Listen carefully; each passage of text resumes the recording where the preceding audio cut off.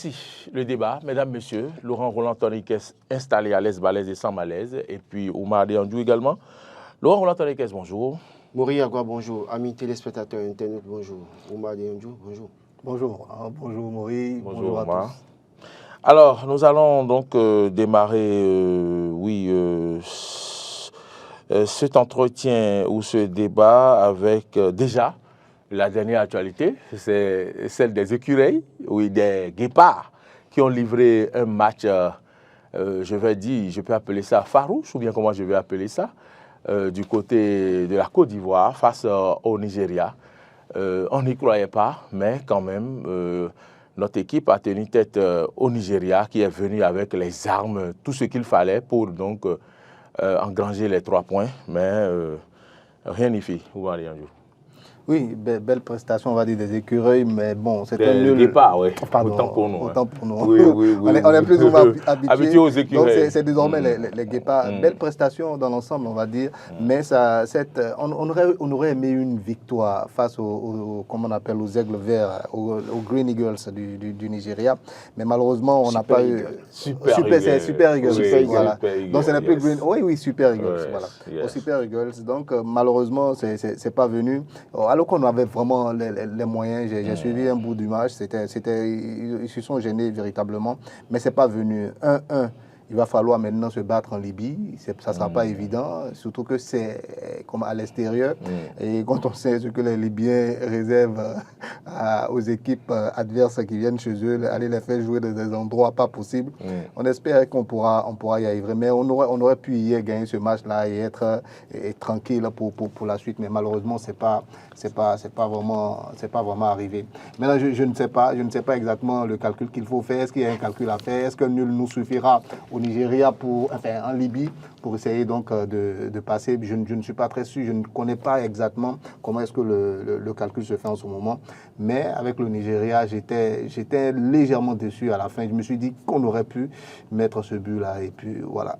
Oui, on remarque quand même qu'on a de la valeur dans notre équipe puisque le plus grand attaquant nigérian du moment, Victor Osimhen, a été tenu en respect par notre défenseur, comment il s'appelle, le joueur qui a les yeux d'or. Il a été tenu en respect, mais pourtant il a marqué un but. Oui, il a marqué un but, mais quand même il aurait pu mettre 5 ans. Il aurait pu mettre 5 ans. Les jeunes ont mouillé le maillot. Oui. Laurent, aujourd'hui, on a encore la calculatrice en main, comme vous le déplorez d'habitude. Vous avez encore votre calculatrice en main pour aller du côté de la... Non, c'est pas moi qui ai calculatrice en main. C'est vous. Vous étiez venu ici avec calculatrice aujourd'hui. Oui, c'est pas moi qui... En fait, je montrais comment est-ce que les dirigeants du football bénin se comportent. Chaque fois qu'il y a une compétition, les éliminatoires, on se base sur la calculatrice. Par exemple, là, maintenant, avec le match d'hier, c'est que le Nigeria est toujours en tête avec 11 points et 7 plus 7. Oui. Le Bénin déjà qualifié. Le Bénin en deuxième position, 7 points plus 0. Et Rwanda, 5 points moins 3. Et puis la Libye, 4 points moins 4. Alors, donc, là, maintenant, c'est que le Nigeria était déjà qualifié. Oui. Et bon, était déjà qualifié avec 10 points, mais maintenant avec le match nul également. Et je crois que quand on joue un match, on ne demande pas qui a dominé ou bien qui a bien joué. C'est qui a gagné à la fin qu'on cherche. Donc, dès lors qu'on n'a pas gagné, c'est qu'il n'y a pas matière à encourager qui que ce soit. Parce qu'en réalité, non, écoutez, on se contente du peu avec les guépards depuis des années. Au moment où ils étaient écureuils, on se contentait du peu. Et ça n'a jamais changé. Commençons pas à être exigeants envers ces gens-là. Parce que quand ils vont pour une compétition, véritablement, j'estime véritablement que, oui, il faut nous donner des victoires. On ne nous donne pas de victoires. Et puis quand on revient, on dit, oui, que, bon, il y a Martyr, on dit, bon, oui, voilà, qu'ils ont fait assez d'efforts. On a tenu un échec aussi. Mais Osimhen a quand même marqué un but pour annuler. Parce que si Osimhen n'avait pas marqué le but, on avait 3 points. Oui. On se retrouvait à 9 points. Donc, si le gars était tenu... On serait qualifié hier. On serait qualifié. Donc, si le gars était véritablement tenu en échec, il n'allait pas avoir la possibilité de marquer. On a vu des joueurs, de grands joueurs, tenus en échec jusqu'à la fin du match par des équipes-là. Ils n'ont pas eu la chance de même de faire un tir cadré. Donc, il y a un problème. J'estime que là, maintenant, on est en difficulté plus ou moins parce qu'on va jouer la qualification en Libye. Nous savons très bien comment est-ce que psychologiquement les Libyens ont voulu jouer sur... Comment vous appelez? Les Libyens ont voulu jouer sur... les Nigériens, au point où les Nigériens ont dû partir, ils ont gagné sur tapis vert. Mais après, nous avons 0 point, 5 points plus Nous avons 5 points plus 0. Et aujourd'hui, si nous gagnons en Libye, nous aurons 8 points. Le Rwanda face à la... Comment vous appelez? Le Rwanda sera face au Nigeria. Le Rwanda face au Nigeria. Oui. Le Rwanda qui a actuellement... 5 points, non? Ou 3. Vous avez dit que le Rwanda a 5 points. Hein? Oui, le Rwanda a 5 points. Donc, si le Rwanda gagne le prochain match, le Rwanda aura 8 points. Si le Bénin perd le match face à la Libye, c'est que le Rwanda passe. Donc, il y a matière à se dire quand même la vérité à un moment donné. Je crois que... Non, je suis complètement d'accord avec vous. Le fait qu'on doit demander un peu plus aux guépards, on doit demander un peu plus aux guépards. Mais quand on regarde le match d'hier, il faut dire la vérité. Vous savez, le Nigeria n'est pas n'importe quelle équipe dans la région africaine. On sait le poids que le Nigeria a en matière de football. Vous comprenez? C'est plusieurs coupes du monde.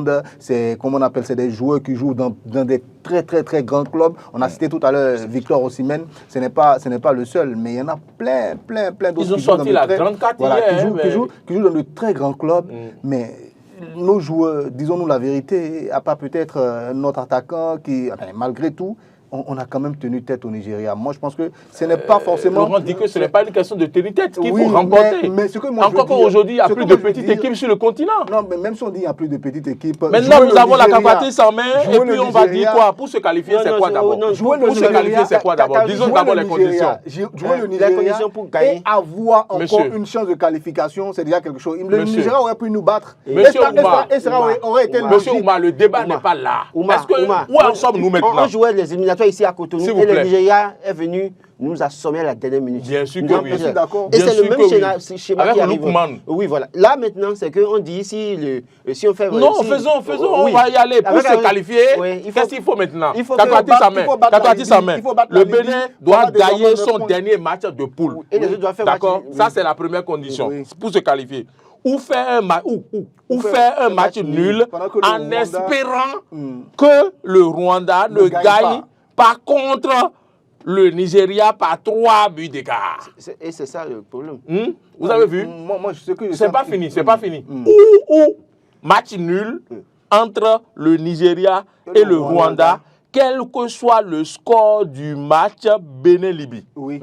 Ou encore la Libye nous bat et le Nigeria. Ou défaite du Rwanda contre le Nigeria, quel que soit le score du match Bénin-Libye. Voilà. Comment regardez tout ce qu'on fait comme calcul. Le problème, c'est que... Il y a quelque chose de positif dedans que je vais vous faire ressortir. Mais vous refusez. C'est quoi? Je vais vous dire une chose. Le Nigeria... Oubliez le match contre le Nigeria, parlez de choses. Je ne vais pas oublier. C'est ça qui est la base de comment on appelle du débat. Je vais vous dire, Roland Mori, écoutez-moi très bien. Bon, vous n'avez pas compris ma logique. Allez-y. Qu'aujourd'hui, on titre à la une des journaux.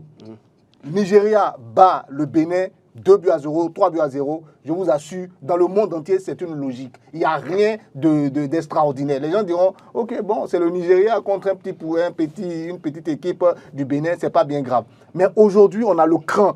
On tient tête au Nigeria jusqu'à faire match nul. Vous avez rappelé l'autre match où c'est la dernière minute qu'ils ont pu nous battre. Je laisse finir. Je ne dis pas.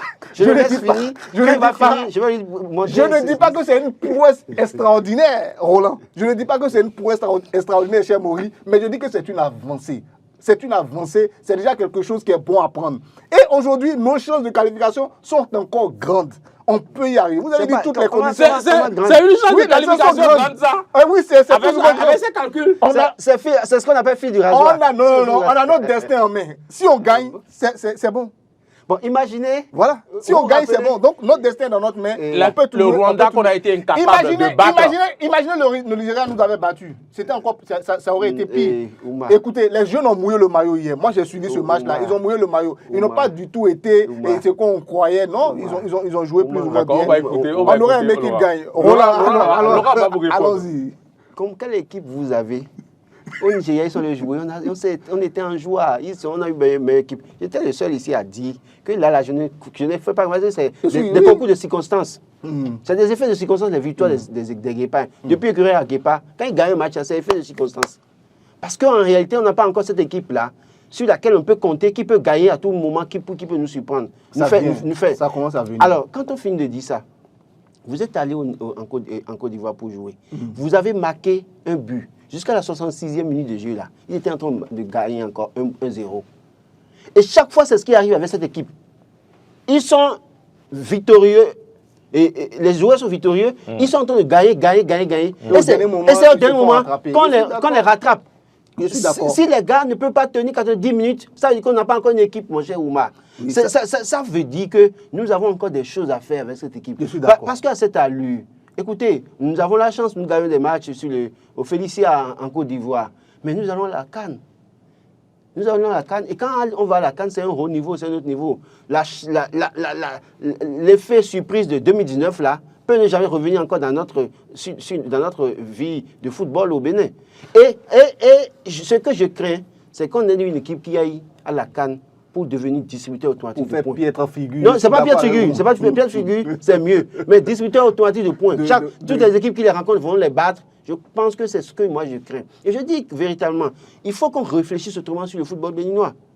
Il faut qu'on réfléchisse autrement parce que à cette allure, chaque fois on se contente. Nous avons des entraîneurs qui viennent chaque fois. Leur problème, c'est de dire, et si on fait match nul, on tape le plus souvent sur les matchs nuls.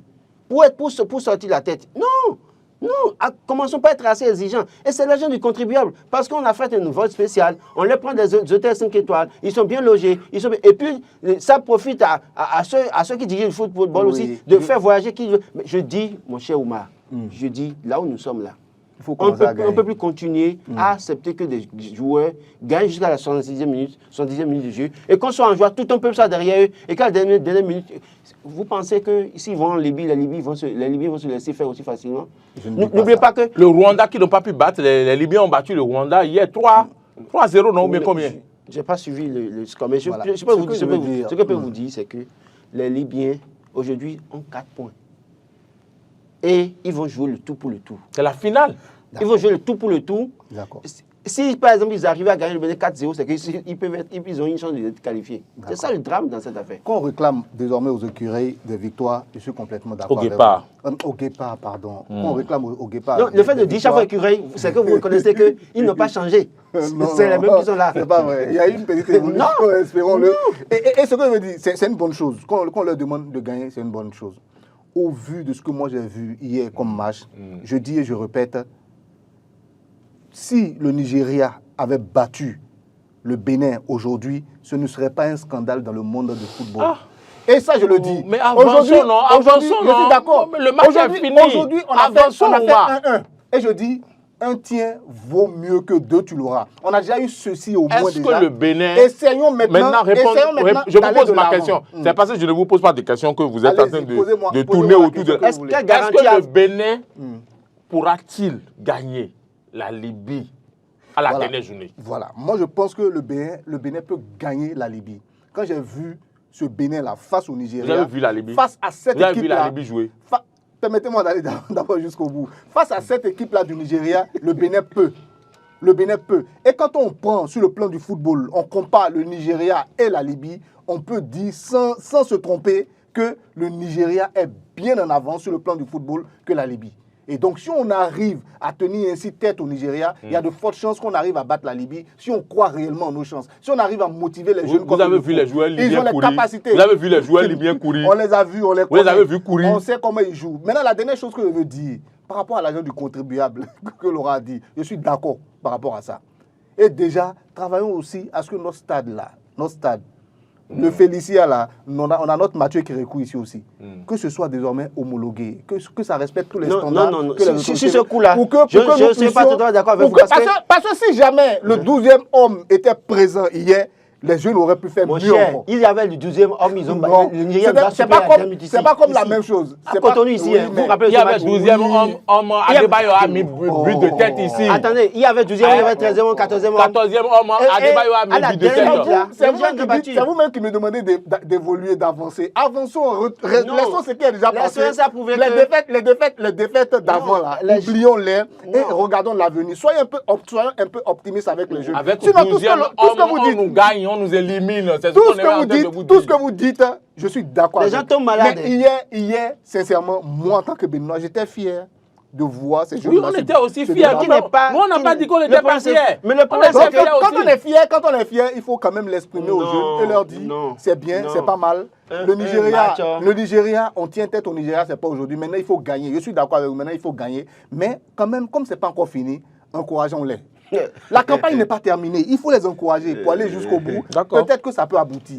C'est même pas peut-être. Moi, je crois que ça peut aboutir. Si c'est la Libye, il faut battre la Libye. Je ne sais pas si Marcel croit que ça peut aboutir, mais bon. Moriagua, les Libyens vont jouer le tout pour le tout avec toutes les possibilités, en tout cas. Toutes les possibilités de diarrhée. Psychologique, tout. Et vous allez être surpris. Ce que je dis. Non, en matière de transmission de diarrhée, je pense que les Béninois sont beaucoup plus forts. Pardon. Ils seront en territoire étranger. C'est ça le problème. Et ce que je dis, moi, un match, ça se gagne. On ne demande pas à la fin qui a dominé et qui a bien joué. On demande qui a gagné. Parce que le problème, c'est que nous avions la chance hier, avec le premier but que nous avions marqué, jusqu'à la 66e minute du jeu où j'ai suivi un peu, j'ai fini par me lever. Je dis, on avait la possibilité de tenir en échec le Nigeria hier. Mais vous ne parlez pas du coaching. Vous n'avez rien dit par rapport au coaching. Le coach béninois. Oui, hier, il aurait pu entrer le 17 un peu plus tôt. Mon cher Mori, oubliez ça. Le coach, vous savez que nous avons un coach aussi qui est fatigué. Le monsieur est fatigué. Et la dernière fois, quand on avait gagné le Bénin, il n'en pouvait plus. Il a parlé d'envoûtement. Vous vous rappelez cette affaire de sorcellerie. Donc, ça veut dire que le monsieur aussi, il est dépassé par les choses. Évoluons, pensons à autre chose. Je pense qu'il faut réformer le football béninois. Les jeunes font un effort, d'accord, mais si l'effort n'est pas soldé par une victoire, pour nous mettre à l'abri des problèmes pour les prochains matchs, c'est pas effort ça. Il vaut mieux changer. Je pense qu'il faut réformer également le football béninois, mais je pense surtout que là, maintenant, tout de suite, on a besoin de leur envoyer de bonnes énergies aussi des zones positives qui vont nous permettre. Jusque-là, vous êtes pessimistes, tous les deux, et c'est tous les deux. Oui, un coach qui est capable de faire l'affaire. Parce qu'un coach fatigué, les joueurs aussi seront fatigués. Ce que j'ai dit ici, il pense que c'est sur ce point-là aussi, je suis d'accord avec vous. Par rapport au coach, je suis d'accord. Mais je dis même qu'il y a des locaux qui peuvent faire mieux même. Moi, je le dis, c'est sincère. Il y a des locaux au Bénin ici qu'on peut prendre comme coach et qui ferait mieux. Moi, je pense. La Côte d'Ivoire, sa première CAN qu'elle a gagnée, c'est avec un local. Le Sénégal, la CAN qu'elle a gagnée, c'est avec un local. Le Nigeria a gagné des CAN aussi avec comment on appelle, des entraîneurs locaux. Donc, faisons confiance aux locaux. Moi, je pense, si on fait confiance aux locaux et qu'on leur dit nos vérités, et puis à eux, on peut parler plus directement. Contrairement à l'expatrié qui vient, ou le ministre, tout le monde, voilà, c'est l'expatrié. Alors que quand c'est un gars qui est direct à nous, on va dire, Roland, écoute, tu vois, tu prends beaucoup d'argent. C'est quoi le problème? Non, justement, c'est ça le problème. Alors qu'avec ces gars, le problème, c'est à ce niveau. Quand ils ont des contrats avec les coachs expatriés, ils savent qu'ils n'ont pas droit à l'erreur parce qu'ils auront problème avec le pays. Mais quand c'est les locaux là, on ne leur donne pas le minimum qu'il faut. Et on leur demande un œil assez exigeant. Vous voulez que les gens fassent quoi? Il n'y a pas de motivation, les gens vont faire quoi? Je pense que si vous voulez un entraîneur local, mettez les moyens comme vous mettez pour les coachs expatriés. Vaste opération de contrôle. Vaste opération de contrôle. C'est une bonne chose. Quand on sait ce que les non-respect du code de la route. Quand on sait pas ce qu'on veut mettre dedans. Oui, mais quand on sait ce que les émigrants conduisent, la dernière fois, j'ai dit que... Les Topa également. Voilà, les Topa et tout ce monde-là, dès que les gens, ils ont vu un client comme ça, vous voyez la vitesse, ils font crrr. Vous avez dit, c'est la moto qui fait crrr. Non, voilà. Donc, c'est pour vous dire que dès qu'ils voient immédiatement un client, c'est fini. Le code de la route, ils l'ont perdu. Les 200, 300 qu'ils veulent prendre là, ils peuvent prendre ça pour créer un accident. Et ce n'est pas qu'ils peuvent, ça arrive tout le temps.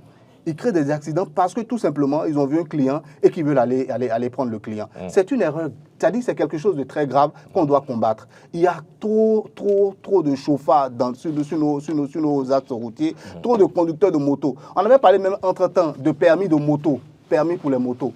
Aujourd'hui, où est-ce que nous en sommes? Moi, je vous le dis, moi, je n'en ai pas, mais le jour où on dira que tout le monde doit l'avoir, moi, j'irai le passer. C'est essentiel. Il faut que les gens connaissent le code de la route. Il faut qu'on sévisse également à ce niveau-là. C'est vraiment essentiel. Et si, comme on appelle, on lance ça juste pour montrer qu'il y a une direction quelque part qui travaille, moi je pense que ce n'est pas ça l'essentiel. Il faut vraiment faire une véritable lutte dans ce sens-là pour que sur nos axes routiers, ce soit un peu plus sécure. Voilà. Jusqu'aujourd'hui, il y a des motocyclistes qui ne continuent pas à passer sur la grande voie, des voitures sans gêne. Il y a des gens qui continuent, qui ne veulent pas mettre les casques. Le feu est au rouge, on passe allègrement et puis on insulte les gens qui trouve qu'ils sont en train de commettre des erreurs. Voilà. On attend donc cette opération du respect du code de la route.